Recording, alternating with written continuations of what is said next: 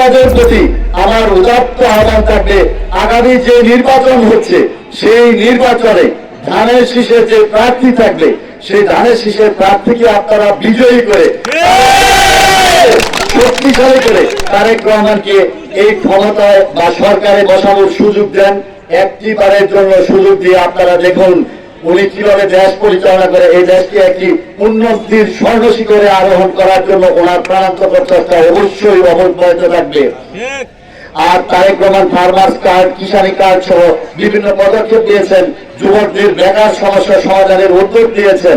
কাজে আসুন আবারও কাঁধে কাঁধ মিলে ধানের শীষকে বিজয়ী করি, বিএনপিকে সরকার গঠনে সহযোগিতা করি।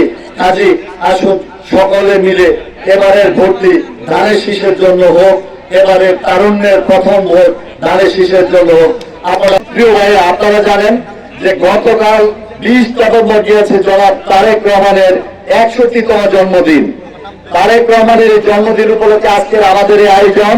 উনি শুধু বিএনপির ভারপ্রাপ্ত চেয়ারম্যানই নন, তারেক রহমানকে আমি এক মিনিট আপনাদেরকে বলতে চাই, ওনার বাবা ওনার নাম রেখেছেন তারেক।